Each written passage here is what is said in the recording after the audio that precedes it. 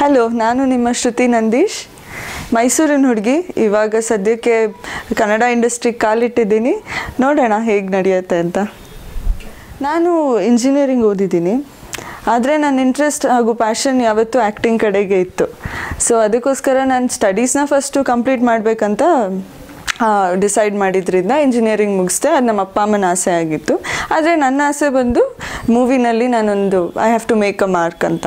So engineering ಮುಗಿಸಿದ ಕೂಡಲೇ ನಾನು ಮಿಸ್ ಮೈಸೂರಿಗೆ ಪಾರ್ಟಿಸಿಪೇಟ್ ಮಾಡಿದೆ. So I won miss Mysore 2012. ಅಲ್ಲಿಂದ ನನ್ನ ಜರ್ನಿ ಸ್ಟಾರ್ಟ್ ಆಯಿತು.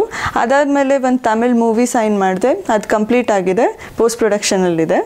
FB ಅಂತ, ರಶೀನ್ ರೆಹಮಾನ್ ಅವ್ರ ಹೀರೋ.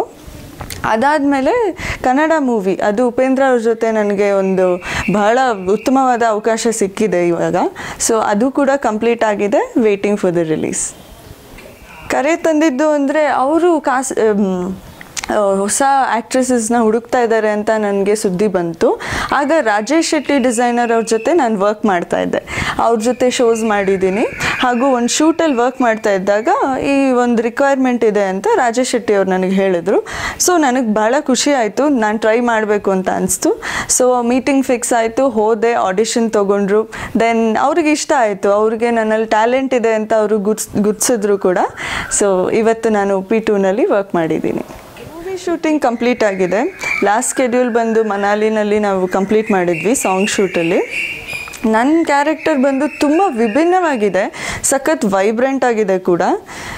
ಇದನ್ನು ಒಂದು ಎಕ್ಸ್ಕ್ಲೂಸಿವ್ ರೋಲ್ ಅಂತ ಹೇಳ್ಬೋದು. It's a very special character in the movie.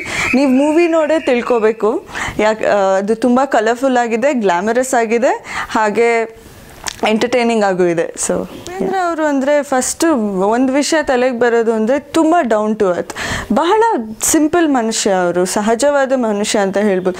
ಯಾಕಂದರೆ ಅವ್ರು ಯಾವತ್ತೂ ನನಗೆ ಕಾನ್ಷಿಯಸ್ ಮಾಡಿಸ್ಲಿಲ್ಲ, ನರ್ವಸ್ ಆಗಲಿಲ್ಲ.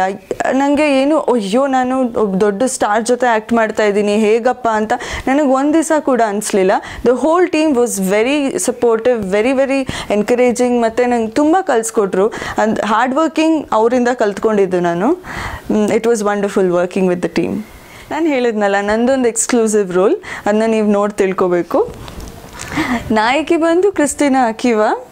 ಅವರು Russian. She is also very sweet. She looks gorgeous.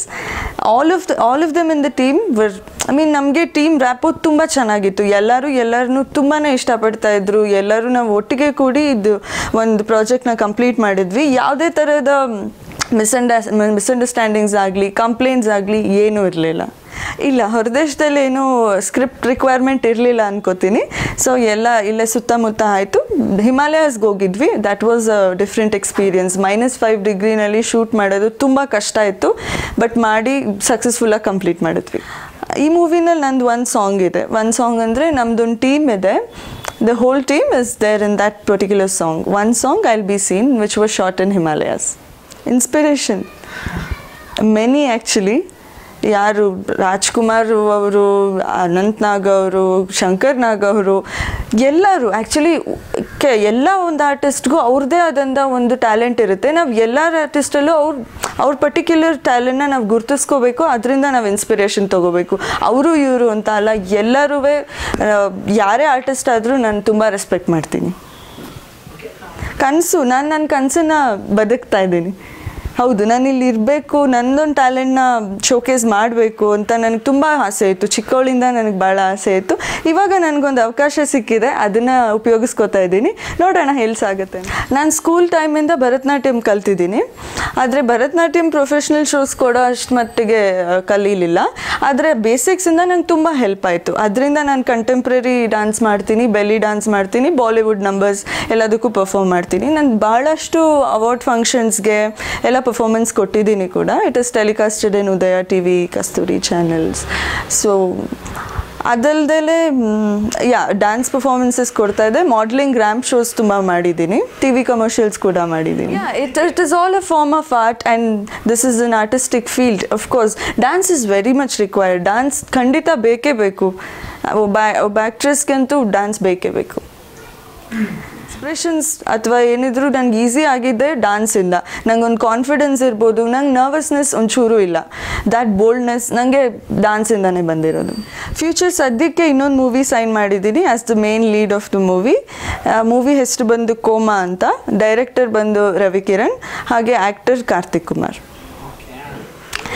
Kannada ಜನತೆಗೆ ಪ್ಲೀಸ್ ಉಪ್ಪಿಟ್ಟು ನೋಡಿ, ಹಾಗೆ ನನಗೆ ನಿಮ್ಮ ಒಪಿನಿಯನ್ನ ತಿಳಿಸ್ಕೊಡಿ ಅಂತ ಹೇಳೋಕ್ಕೆ ಇಷ್ಟಪಡ್ತೀನಿ. Love you all. I hope I reach your hearts very soon.